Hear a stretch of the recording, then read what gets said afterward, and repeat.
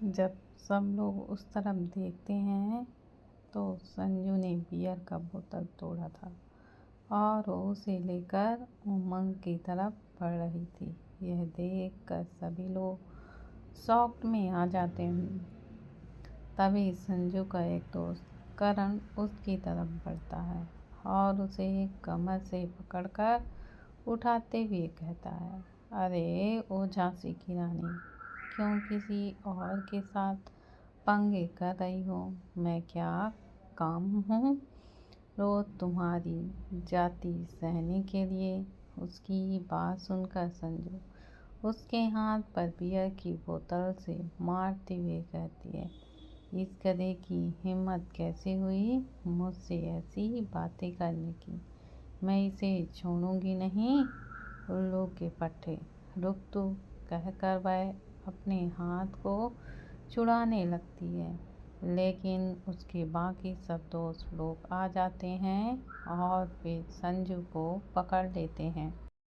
उमंग उसकी तरफ देखता है और फिर करण से कहता है, इस अपनी बेबड़ी को संभालो और यहाँ से ले जाओ, क्योंकि अगर मैंने अपने बॉडीगार्ड्स को कॉल किया तो इस लड़की की लाश भी नसीब नहीं होगी।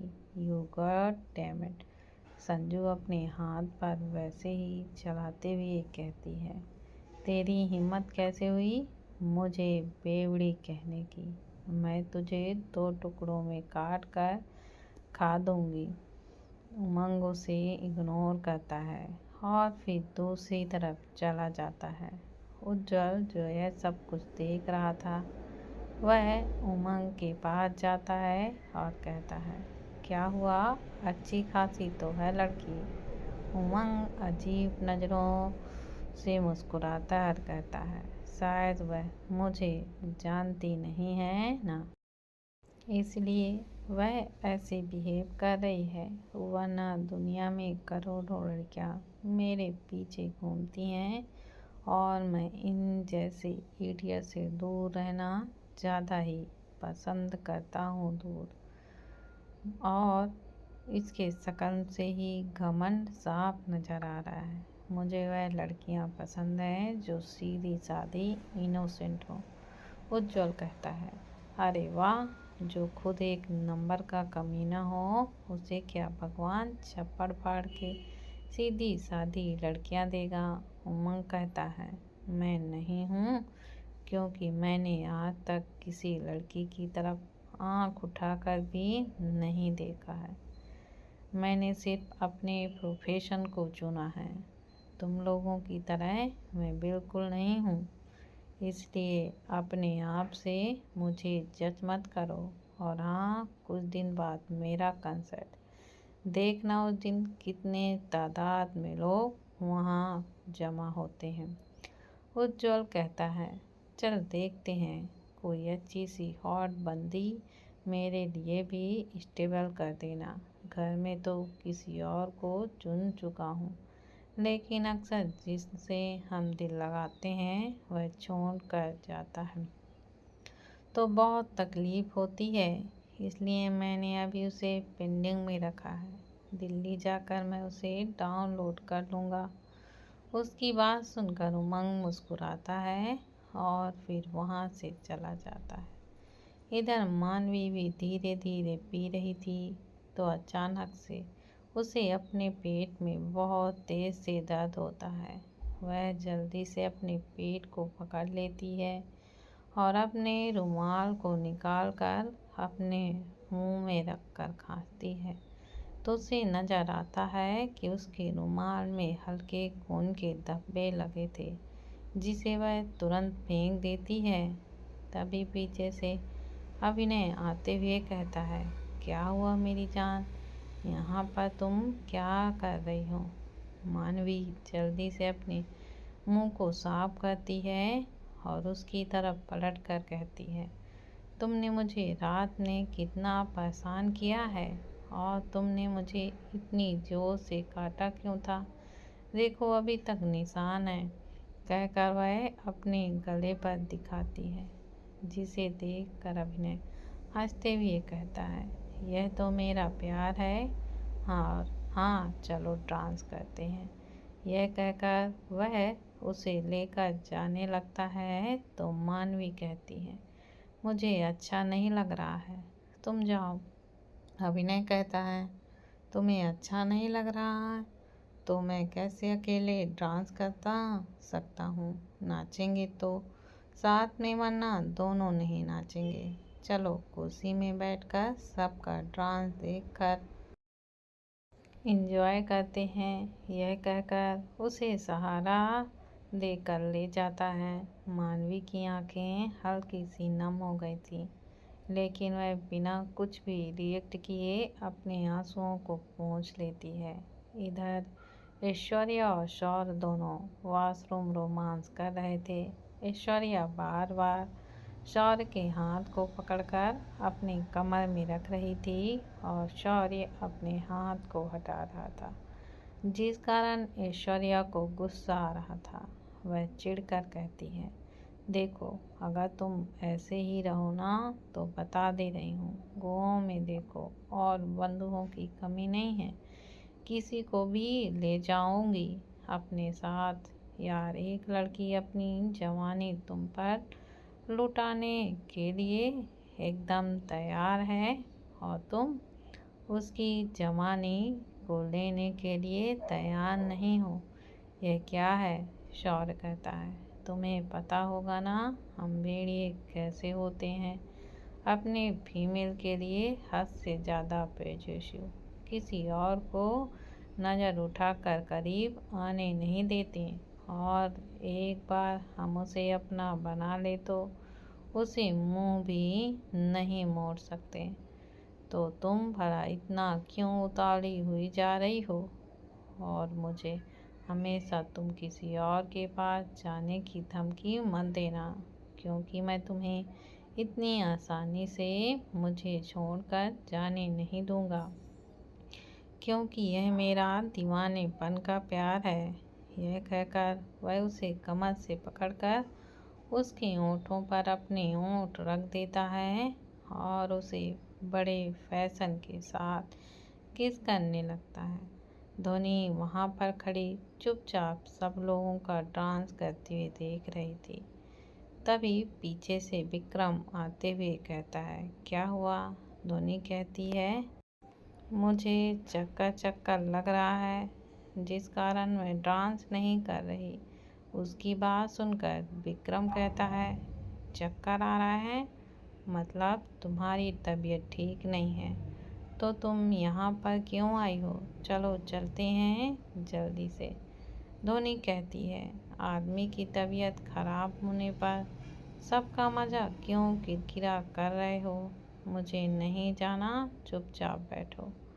कहकर वह कुर्सी में बैठ जाती है और विक्रम भी उसके लिए जूस लेने चला जाता है और वह भी वहीं पर बैठ जाता है।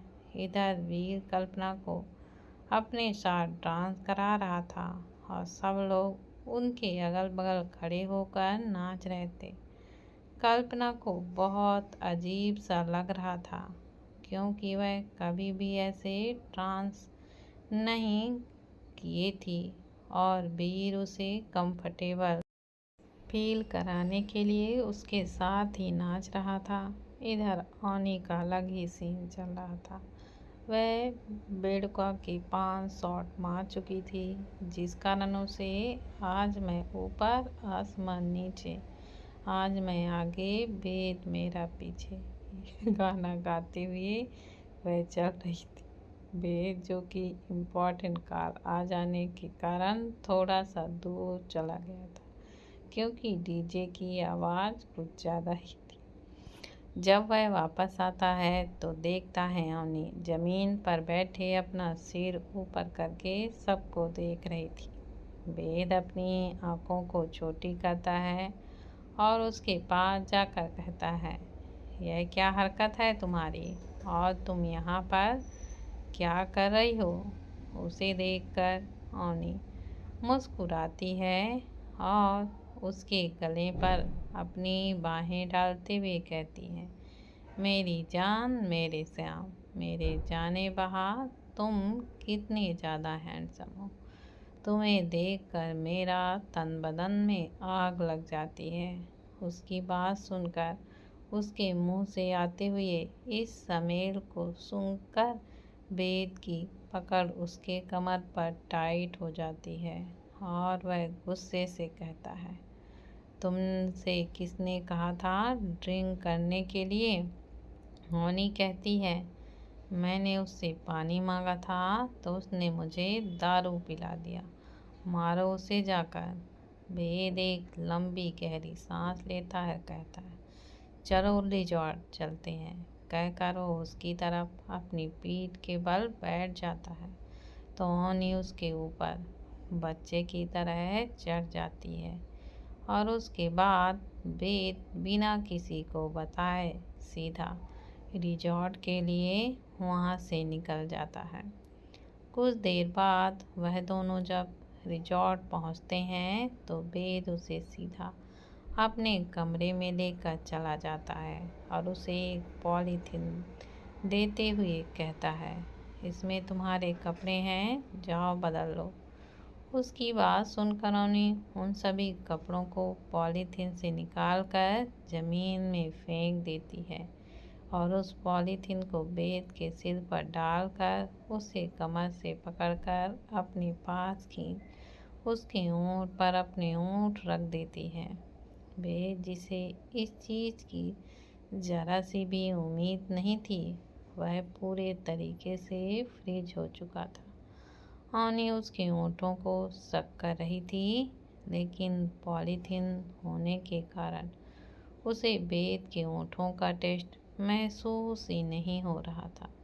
वेद को जब सांस लेने में दिक्कत होती है तो वह खुद पॉलीथिन को अपने से निकाल देता है और होनी को कमर से पकड़कर अपने करीब खींचकर उसके ऊँटों पर अपने ऊँट रख देता है।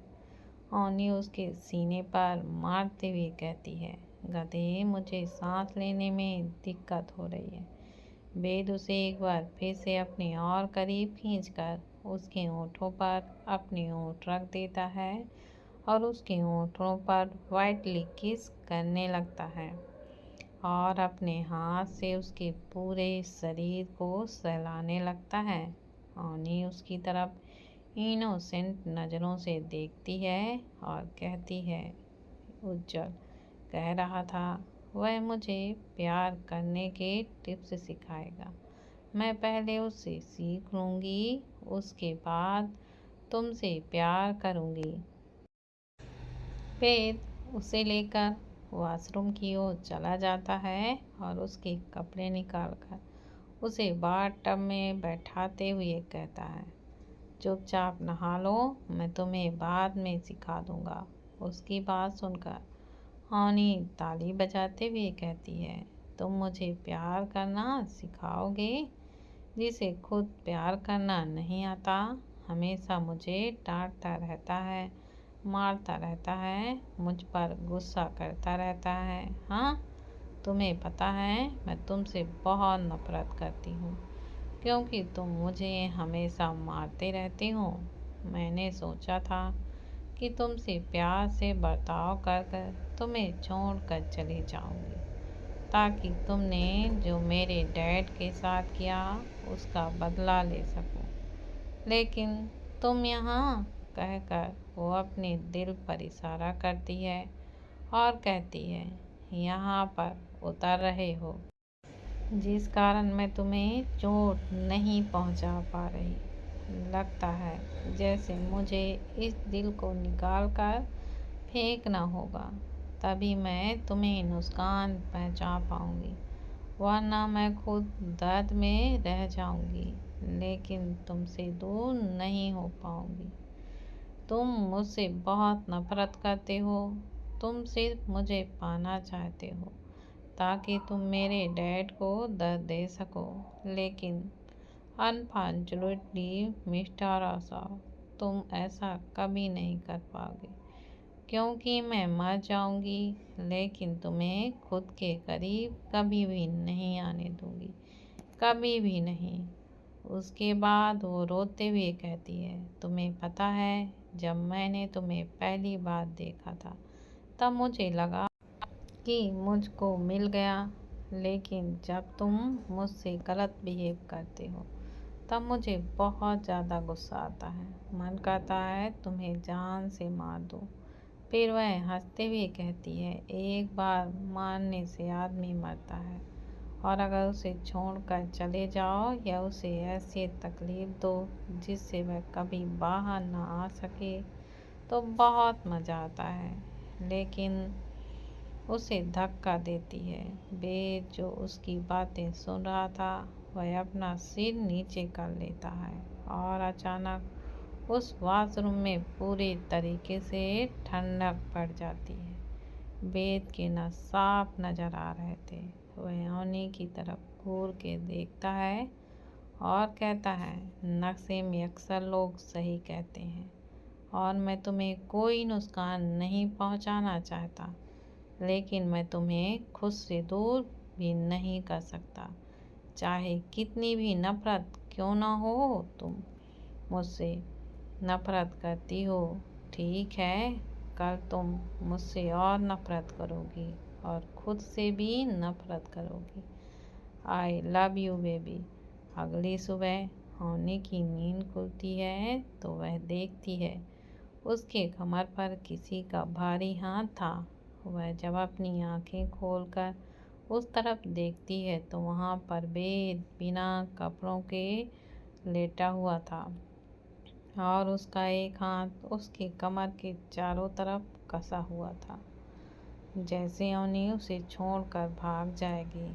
अवनी मुस्कुराकर उसकी तरफ देखती है। उसके बाद वह उसकी तरफ करवट बदलने के लिए जैसे ही अपने शरीर को हलचल करती है, उसे अपने लोअर पार्ट में बहुत ही तेज दर्द होता है। उसके बाद वह अपने आप को देखती है। उसके बदन में एक भी कपड़ा नहीं था। यह देखकर अवनी की आंखों में आंसू आ जाते हैं और वह सो रहे वेद की तरफ देखती है, जो इन सब से बेखबर चैन की नींद सो रहा था। अवनी से हिला भी नहीं जा रहा था, जिस कारण वह बस आंसू बहाते हुए बेड पर पड़ी हो रही थी।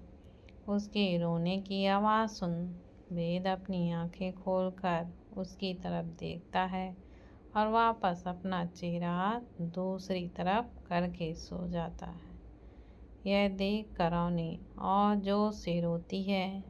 वेद उठकर बैठ जाता है और टेबल पर रखे बाथरोब को पहनकर वॉशरूम में चला जाता है। अवनी अभी भी चुपचाप बेड पर बैठे रो रही थी। वह अपने हाथ और कंधों को देखती है, जिनमें लाल निशान थे, जो कि साफ बयां कर रहे थे कि पिछली रात क्या हुआ था। कुछ देर बाद वेद बाहर आता है और उसको अपनी बाहों में उठाकर वॉशरूम में लेकर चला जाता है। अवनी उसकी तरफ देखकर गुस्से से कहती है, तुमने मेरे साथ यह सब क्यों किया? वेद उसकी तरफ देखता है और कहता है, जो कुछ किया तुमने किया है। आई लव यू करो, मुझसे नफरत जितनी कर सको। उसकी बात सुनकर अवनी बाथ टब के पास लगे हैंडल को पकड़कर उसे फेंककर वेद के सिर पर मारती है, जो वेद के माथे पर लगता है और वहाँ से खून निकलता है। वेद कोई रिएक्ट नहीं करता। उसके सिर से लगातार खून निकल रहे थे, जो बाथ टब के पानी में गिर रहा था। वेद उसकी तरफ अपनी जहरीली आंखों से देखता है और कहता है, कल हमारी फर्स्ट नाइट थी और तुम फर्स्ट नाइट के बाद ऐसे बिहेव कैसे कर सकती हो? और कल तुम ही तो कह रही थी ना कि तुम्हें मेरे साथ वह सब करना है। हो गया, डेट्स इट। अवनी उसे खुद से दूर ढकेलते हुए कहती है, दूर रहो मुझसे, जंगली कुत्ते, बदबू आती है तुम्हारे अंदर से। मैं तुम्हारे साथ कभी नहीं सोऊंगी। उसकी बात सुनकर वेद मुस्कुराता है और कहता है, तुम सोने की बात कर रही हो, तुम कुछ दिन बाद मेरे बच्चे की माँ भी बन जाओगी, इसलिए अब ज़्यादा नाटक करना बंद करो और चुपचाप मेरे साथ रहो। मैंने तुम्हारे साथ कोई ज़बरदस्ती नहीं की है, तुम खुद मेरे साथ आई थी, याद करो पिछली रात को। उसकी बात सुनकर ओनी उसे धक्का देती है और कहती है, दूर रहो मुझसे, आज के बाद कभी अपनी घटिया शक्ल भी मत दिखाना मुझे।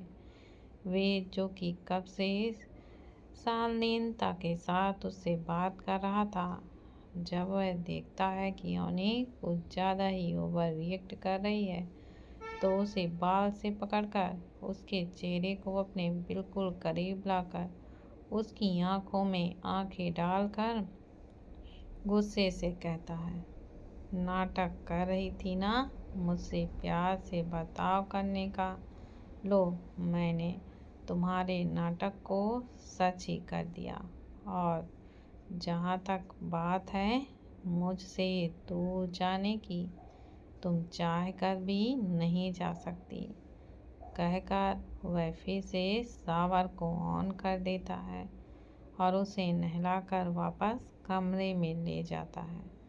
तो देखता है बेड की हालत बहुत ख़राब थी, उसमें जगह जगह खून के धब्बे फैले हुए थे, इसलिए वह ओनी को सोफे पर लेटाता है और कहता है, चुपचाप लेटी रहो, तुम्हारे लिए मैं दवाई और सूप लेकर आता हूँ, क्योंकि काफ़ी कमज़ोर हो तुम। ओनी चिल्लाकर कहती है, जहर भी मिला देना उसमें। वे जो कि जा रहा था, उसके कदम वहीं रुक जाते हैं और वह पीछे पलट के कहता है, मरूंगा तो तुम्हारे साथ ही, और जब तक जिंदा हूँ तब तक तुम्हारे साथ ही रहूँगा, कहकर वो कमरे से बाहर की ओर चला जाता है।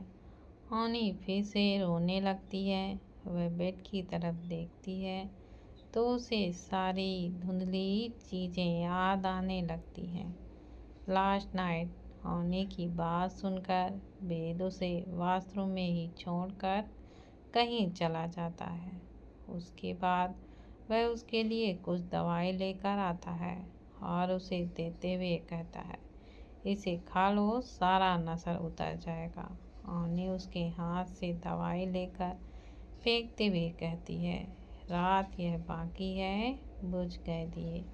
उसके बाद वह वेद की बाहों में अपने हाथों को डालते हुए कहती है, तुम्हें पता है तुम सच में बहुत अच्छे हो, लेकिन तुम्हें प्यार जताना नहीं आता और मैं आज तुमसे प्यार करना चाहती हूँ। वेद उसे कुछ देर तक खुद से दूर करते हुए कहता है, तुम तो मुझसे नफरत करती हो ना, पहले सोचा था तुम्हारी ज़िंदगी बर्बाद कर दूँ, लेकिन फिर यह सोचा प्यार करता हूँ तो ऐसा नहीं कर सकता और मैं तुम्हें अपने पास रखना चाहता हूँ, लेकिन जब तुम मेरी पूरी तरीके से हो गई हो तो कोई तुम्हें मुझसे दूर नहीं कर सकता।